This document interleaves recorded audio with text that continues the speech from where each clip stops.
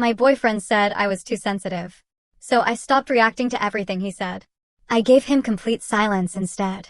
And somehow, that bothered him even more. I remember the exact moment. Not the moment he said those words the first time. God, no, that was a familiar, worn-out record on repeat. But the moment I decided. The air in our tiny apartment in Maple Creek, usually thick with the scent of Liam's overly strong coffee and the faint sweetness of my own herbal tea, had suddenly felt like a vacuum. It was a Wednesday evening, the old grandfather clock in the hall chiming 6 times, each resonant dong a hammer blow against the fragile piece I'd been clinging to. He was standing by the kitchen island, his back to me, phone pressed to his ear, a low, irritable murmur escaping him. And I, Eleanor Vance, usually so attuned to every shift in his mood, usually so quick to jump in and placate, found myself, still, frozen. Not by fear, not by anger, but by a sudden, glacial calm. He hung up, slamming the phone down with an unnecessary clatter that made the antique porcelain vase on the shelf wobble precariously. "Can you believe her?" he demanded, turning to me, his handsome face contorted into a mask of indignation. Sarah from the office. Complaining about the new project timeline. Said I was unprofessional in the team meeting. He scoffed, a short, sharp sound. She's just too sensitive. Honestly, some people. You just can't say anything to them without them melting into a puddle of tears. Right, Ellie? My name, usually a comfort on his lips, felt like an accusation. He looked at me, waiting for the customary nod, the sympathetic sigh, the indignant, "She sounds awful, honey," that I'd offered countless times before. But tonight, something snapped. Not outwardly, not a dramatic confrontation or a tearful breakdown. No, the snap was internal, like a taut string finally giving way inside my chest. "Too sensitive," he'd say. "You're overthinking it, Ellie. Why do you always have to make a big deal out of nothing?" And the cruelest cut, delivered with a soft touch to my cheek, meant to soothe but always feeling like a brand. "I love you, but sometimes you're just too emotional." Here's the thing about people like Liam, about skilled manipulators. They thrive on reaction. They need your tears, your anger, your hurt, your fervent denials, your desperate need for validation. It's their oxygen. And I, for too long, had been his personal oxygen tank. Every time I tried to defend myself, every time I voiced my hurt, I was just feeding the beast. He'd twist my words, turn my emotions against me, and somehow, I would end up apologizing for his transgressions. Psychological Deep Dive 1. Gaslighting. This is a perfect example of gaslighting, a form of psychological manipulation where a person, usually a narcissist or sociopath, sows seeds of doubt in targeted individuals, making them question their own memory, perception, or sanity. Liam wasn't just dismissing my feelings, he was actively invalidating my reality. He made me believe my emotional responses were excessive, irrational, or misplaced, ultimately eroding my self-trust. It's insidious because it makes you dependent on the gaslighter's version of reality, trapping you in a cycle of confusion and self-doubt. You start to think, maybe he's right. Maybe I am too sensitive. And that, my friends, is exactly where he wanted me. I looked at him then, really looked at him, and for the first time, I didn't see the man I loved, but a puppet master, his strings attached to my every emotional response. And that's when I made the silent, terrifying decision that would change everything. I said nothing. I didn't nod. I didn't sigh. I just met his gaze. His eyes, usually so expressive, narrowed slightly. A tiny, almost imperceptible flicker of confusion crossed his face. And a cold, calculating resolve settled in my heart. He said I was too sensitive. Fine. I would give him nothing. This moment, this quiet, internal shift, was the tremor before the earthquake, the moment the tectonic plates beneath our carefully constructed life began to grind against each other. And I had no idea then, no earthly idea, what monstrous, hidden landscapes that grinding would reveal. #### Phase 1. The incubation before Liam, my life in Maple Creek, North Carolina, was predictable, comforting even. I was Eleanor Vance, an archivist at the Maple Creek Historical Society, surrounded by the hushed whispers of history, the scent of aging paper, and the quiet camaraderie of my colleagues. My apartment, a small, sun-drenched space above the old town books and brew, was my sanctuary, filled with mismatched vintage furniture and more plants than any single person probably needed. My days were spent carefully restoring brittle letters, meticulously cataloging dusty ledgers, and occasionally giving tours to wide-eyed school children. It wasn't glamorous, but it was mine. It was stable. It was peaceful. I had my routines. Tuesday night book club at the Brew, Saturday mornings at the farmer's market, Sundays spent hiking the trails around Osprey Lake. I was content. Maybe even happy. Then Liam Sterling arrived like a perfectly composed, utterly charming hurricane. He was new to town, having just started as a regional sales manager for a big tech firm that had opened an office downtown. I met him, cliché as it sounds, at the Daily Grind coffee shop. I was buried in a book, nursing a lukewarm latte, when he accidentally spilled his entire triple-shot espresso across my worn copy of Wuthering Heights. His apology was immediate, profuse, and disarmingly charming. He insisted on buying me a new book, then coffee, then lunch, then dinner. He had a way of looking at you, a direct, intense gaze that made you feel like you were the only person in the room. He remembered details about my life from our first conversation, my love for obscure historical facts, my favorite hiking spot, the name of my grumpy cat, Merlin. Psychological deep dive 2, love bombing and idealization. Looking back, those early weeks were a textbook case of love bombing. This isn't just about showering someone with affection. It's an intense, overwhelming display of attention, flattery, and adoration designed to create an instant, powerful bond. He moved fast. Within a month, he was practically living at my apartment. He declared his love with a breathless urgency that swept me off my feet. He painted a vivid picture of our shared future, a future so bright and perfect it felt like a dream. He called me his soulmate, his missing piece. He told me he'd never met anyone like me, so intelligent, so kind, so wonderfully sensitive. That last part, ironically, was initially presented as a positive, a unique quality he adored. He made me feel seen, cherished, and utterly adored, filling a space in my heart I didn't even realize was empty. I thought I had found my person. I truly, deeply believed it. And that belief would become a heavy anchor, dragging me deeper into troubled waters. He fit seamlessly into my life, or so I thought. He'd join me on hikes, feigning interest in the local flora, though his eyes always seemed to be on his phone. He'd sit in Old Town books and brew, while I worked on archival reports, occasionally looking up to smile at me. He was handsome, charismatic, and always knew what to say. His presence was a warm blanket enveloping me, making me feel secure. I started to believe that this was what true, adult love felt like, comfortable, exciting, and effortlessly intertwined. He even got along with my best friend, Clara, though I remember a brief, almost imperceptible hesitation in Clara's smile when she first met him. I dismissed it as her usual protective nature. My peace, my stability, had been gently, almost imperceptibly, replaced by our peace, our stability. I couldn't see the seams then, couldn't feel the delicate threads already beginning to fray. Hashtag phase 2. The red flags, the first cracks, in hindsight, were so small they were practically invisible, disguised as normal relationship adjustments or my own quirks. The way a tiny chip on a teacup can go unnoticed until it becomes a full-blown fracture. Red flag 1. The overreaction incident, month 3. We were at a friend's barbecue. I'd spent all morning making my famous spicy black bean dip, a recipe from my grandmother. Liam, usually so complimentary, took a bite and made a face. He hummed, loud enough for a few people to hear. A little aggressive, don't you think? Maybe lay off the chili flakes next time, sweetie. My face burned. It wasn't a huge deal, but the casual public dismissal stung. Later that night, I brought it up gently. Honey, I felt a little embarrassed about what you said about the dip earlier. He immediately bristled. Ellie, come on. It was a joke. Lighten up. You're always taking things so personally. It's just food. He paused, then softened his voice, touching my arm. You're just too sensitive, that's all.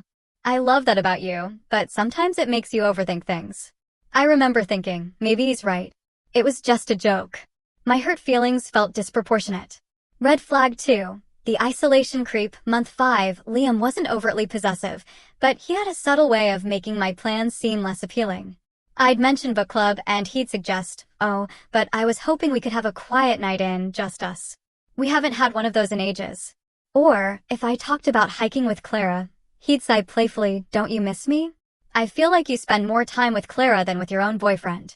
It started innocently, but gradually, my time with friends dwindled. Clara started calling less, sensing my growing unavailability. I felt a vague sense of guilt each time I made plans without him, and a profound relief when he approved of my solo activities. I was slowly being untethered from my support system, and I thought it was just part of deepening our relationship. Psychological Deep Dive 3, Sunk Cost Fallacy. By this point, the invisible strings of the sunk cost fallacy were already tightening around me.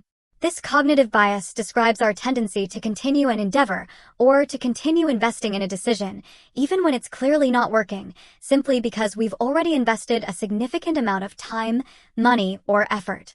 I had poured so much of myself into Liam, into us. I'd reimagined my future with him at the center. To admit there were problems, to question our foundation, would mean acknowledging that all that investment might have been for nothing. It was easier, emotionally, to rationalize away the red flags, to believe that these were just minor bumps, and that with a little more effort from me, everything would surely be perfect. I'd invested too much to simply walk away, or even to seriously question. Red flag 3. The fact-checking, month 7, we were discussing a movie we'd seen the previous week. I mentioned a particular scene, and he immediately contradicted me. No, Ellie, that wasn't in that movie. That was in that other one. I was sure I was right. Are you sure? I remember the blue scarf, I insisted. He looked at me with a patient, pitying smile. Honey, your memory is just not always the best. Seriously, you really need to work on remembering details. He'd laugh, but it was a dismissive laugh. Later, I'd check. I was right. But the seed of doubt was planted. He didn't apologize when proven wrong. He'd just wave it off. Oh, well, small detail. You really got hung up on that, didn't you? Red flag 4. The public performance, month 9. Liam was exceptionally charming in public, especially with his colleagues or my family. He'd dote on me, hold my hand, share anecdotes about our quirky life that were slightly embellished, but always painted me in a sweet, sometimes ditzy light. One evening, at his company holiday party, I was chatting with his boss, Mr. Harrison. I was explaining my work at the archives, my face alight with passion. Liam sidled up, wrapping an arm around my waist, and chuckled. Oh, Ellie's such a history buff, you know? She gets lost in those dusty old books. I have to practically drag her back to the real world sometimes. Mr. Harrison laughed politely. I felt my smile falter. It was a subtle put-down, framing my passion as an adorable eccentricity rather than intellectual pursuit, subtly undermining my intelligence in front of his superior. And I couldn't even breathe a protest without looking sensitive. Red flag 5. The financial discrepancies, month 11. Liam was good with money, or so he claimed. He handled most of our joint expenses, things like utilities and groceries, even though we maintained separate accounts. He was a stickler for budgeting. But sometimes, when I'd glance at bank statements, things wouldn't quite add up. A few $100 here, $100 there. When I'd ask, he'd get defensive. Are you checking up on me, Ellie? Do you not trust me? He'd then meticulously explain away the discrepancy, often making me feel foolish for even asking. You just don't understand how these things work, sweetheart. It's all accounted for. The explanation would be so detailed, so complex, that I'd just nod, feeling a dull ache of confusion, and tell myself to trust him. After all, what was a few $100s between partners? It wasn't money, but trust, that was slowly eroding like sandstone. Red flag 6. The emotional blackmail, month 14. The "you're too sensitive" comments became more frequent, especially when I dared to express unhappiness or dissatisfaction. We were arguing about him consistently being late for dates, leaving me waiting. I was genuinely upset. Liam, I feel disrespected when you show up 30 minutes late without even a text. He threw his hands up. Oh, for God's sake, Ellie. It's not the end of the world. Why do you have to be so dramatic? If you're going to get like this over every little thing, I just can't do it. I can't be with someone who makes such a big deal out of nothing. It makes me feel like I'm walking on eggshells. And just like that, my valid feelings became a threat to our relationship. He wasn't saying, I'll break up with you, but the implication was clear: change your reaction or risk losing me. And I, terrified of losing the future we'd built, swallowed my words and the bitterness that came with them. My reactions, once spontaneous and genuine, had become a weapon he wielded against me. ###phase 3. The catalyst wasn't a grand explosion, but rather the quiet implosion of my willingness to react. It was the evening of our second anniversary. I had planned a quiet dinner at home, cooked his favorite meal, bought a special bottle of wine.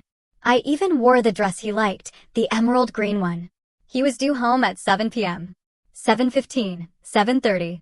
My phone buzzed. A text from him. Sorry babe, emergency at work, still stuck here. Won't be home till late. Grab something for yourself.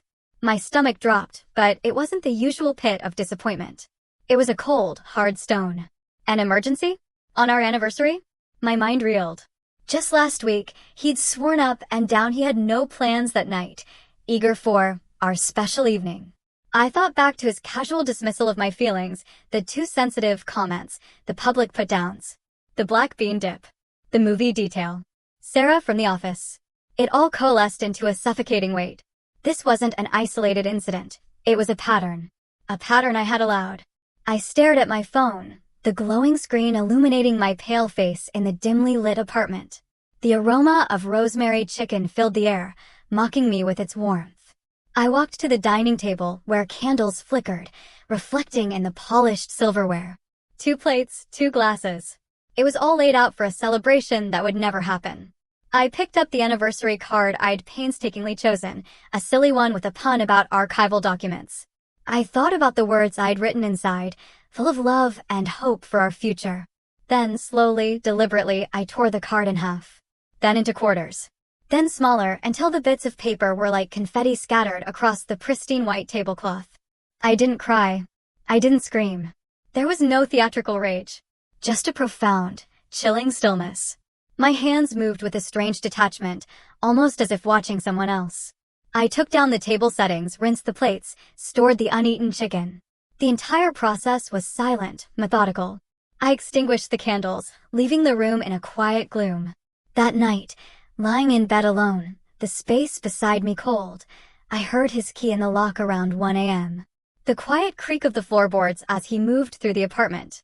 The soft rustle as he changed clothes. He slipped into bed, smelled faintly of something unfamiliar, not his usual cologne. He mumbled, "Rough night, babe. Work was crazy. So sorry." He reached for me, but I stiffened imperceptibly. He probably assumed I was asleep or too tired to talk. He didn't try again. And I didn't respond. I didn't stir. I didn't sigh. I gave him nothing. The words from my own title echoed in my mind like a mantra. My boyfriend said I was too sensitive. So I stopped reacting to everything he said. I gave him complete silence instead. And in that moment, in that crushing silence, I felt a terrifying, exhilarating sense of power. The silent treatment wasn't just a reaction. It was an investigation. #### phase 4. The investigation/escalation. My silence wasn't about punishing him, not initially. It was a protective shield, a way to reclaim my emotional space.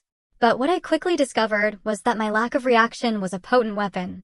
Liam, who thrived on my emotional responses, began to unravel. The first few days, he just seemed confused. He'd prod. "Everything okay, Ellie? You're really quiet." I'd offer a neutral, monosyllabic yes. He'd try to provoke. "You seem a bit off today. Did you get enough sleep?" Again, a polite, almost absent "I'm fine, thanks." He'd leave work early sometimes, finding me in the living room reading. He'd try to initiate conversation, recount his day, expecting the usual engagement, the thoughtful questions, the sympathetic nods. He got nothing but a polite smile and a non-committal hum.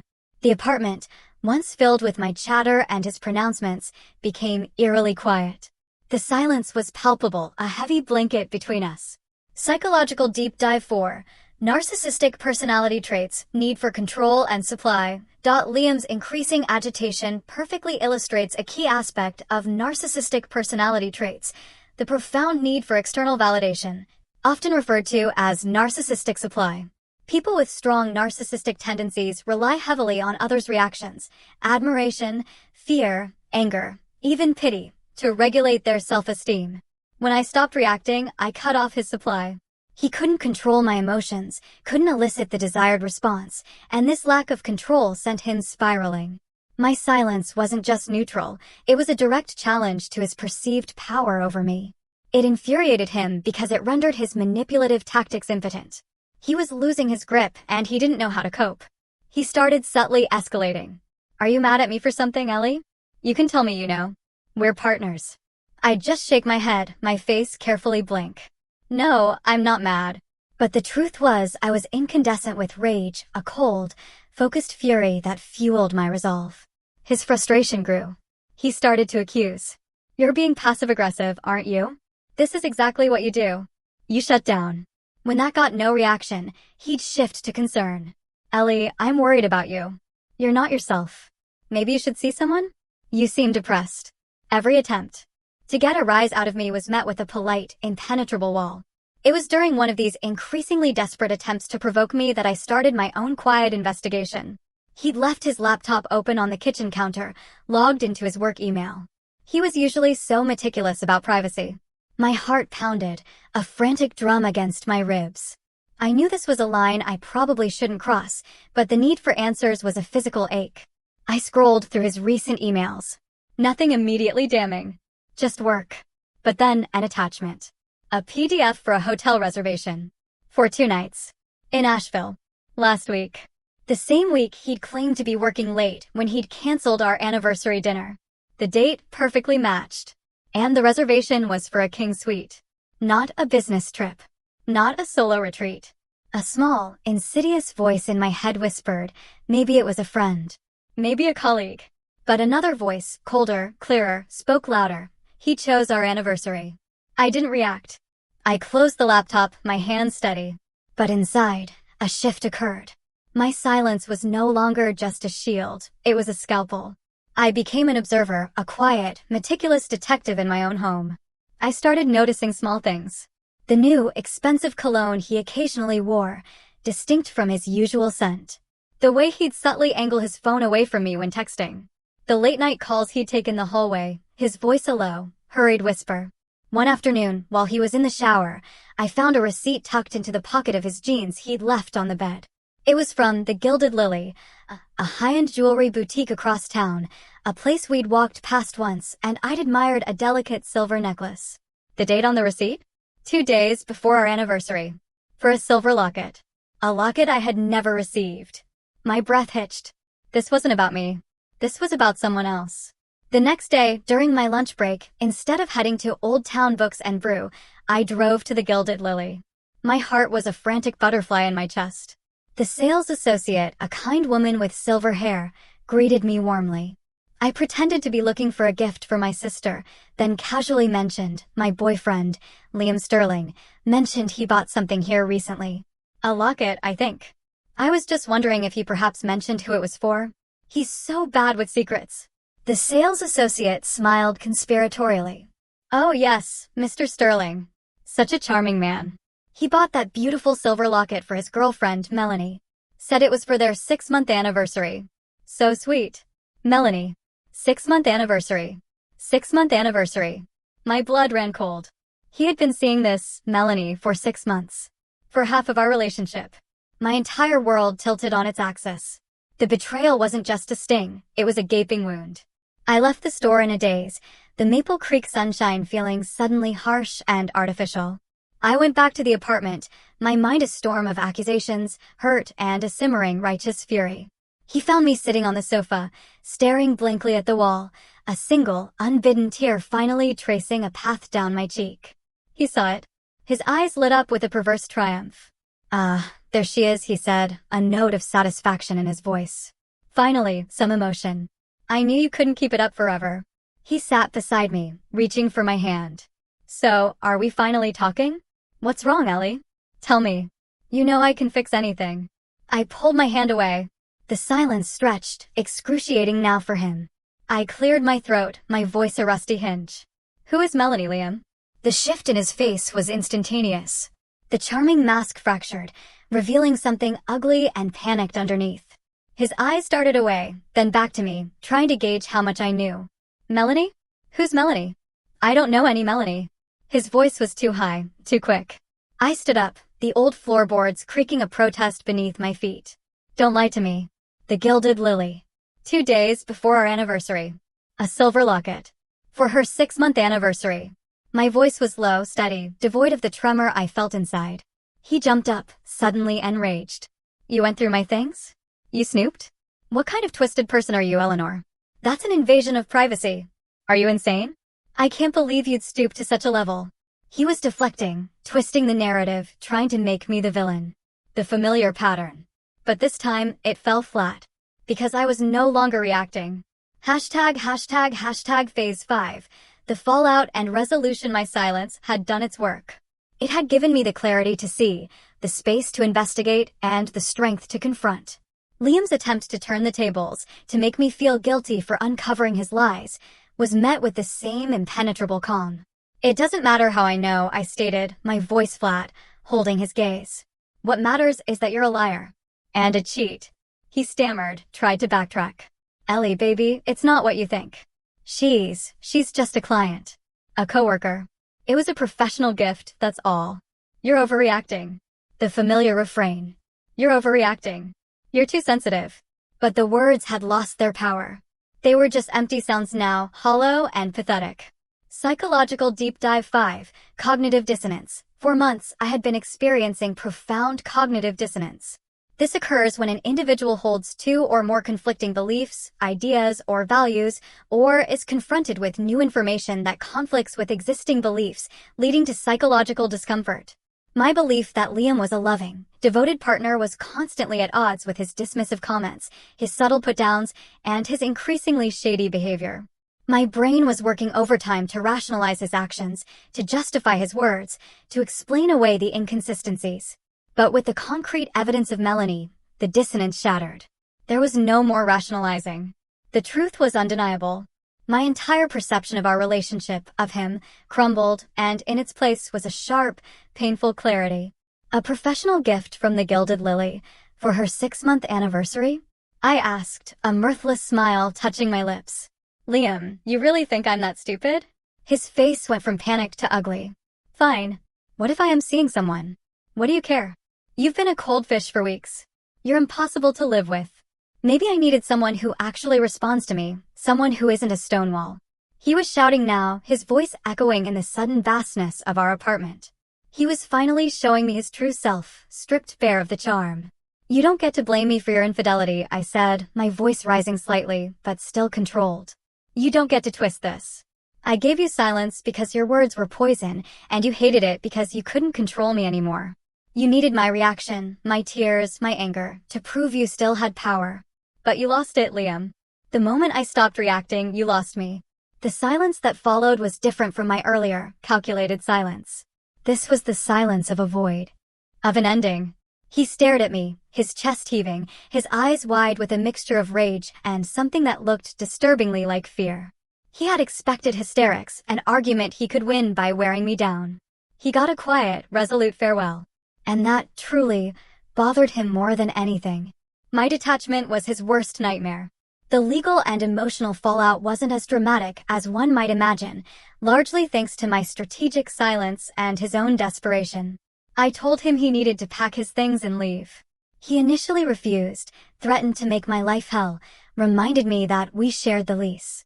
I calmly informed him that I had already spoken to our landlord, Mr. Henderson, who was aware of the situation and would be happy to draw up a new lease in my name only, given Liam's recent, unprofessional behavior. A vague threat that seemed to hit home. He knew about the Asheville trip, the unexplained expenses. My silence had given me time to plan, to gather my facts, to solidify my position. Within a week, Liam was gone. He didn't leave quietly. There were angry texts, desperate phone calls, attempts to manipulate my friends, even a few pathetic, "I miss you, I made a mistake," messages. But by then, I had built an unshakable wall. I blocked his number, deleted his social media. Clara, my best friend, came over the day after he moved out. She held me while I finally allowed myself to truly cry, not just for the betrayal, but for the loss of the future I'd so carefully constructed. Psychological Deep Dive 6. Trauma Bonding and Healing.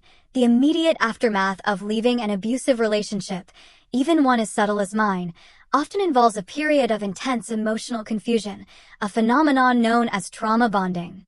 Despite the pain, I still mourned the good times, the man I thought Liam was. This bond forms through a cycle of intense highs, love bombing, apologies, followed by lows, abuse, Gaslighting, which creates a powerful, addictive attachment. Breaking free feels like detox. The healing process involved acknowledging the reality of the abuse, forgiving myself for not seeing it sooner, and actively rebuilding my self-trust. It meant understanding that my sensitivity wasn't a flaw, but a strength, my ability to feel deeply, to empathize, to experience life fully. It meant embracing the quiet strength I found in silence. Life after Liam initially was strange. The apartment felt too big, too quiet, but it was my quiet again. The scent of old coffee was replaced by the clean smell of lemon and lavender. I started joining Clara on hikes again, and this time, I was fully present. I rejoined my book club and found my voice again, not just in my opinions on literature, but in sharing my story, little by little, with trusted friends. I learned that my sensitivity was actually empathy, my overthinking was discernment, and my quiet resolve was a formidable strength. The last I heard, through a mutual acquaintance, Liam was still with Melanie. Apparently, he was still charming, still eloquent, still complaining about her overreactions to his jokes. The cycle, I realized, continued. And I was no longer a part of it.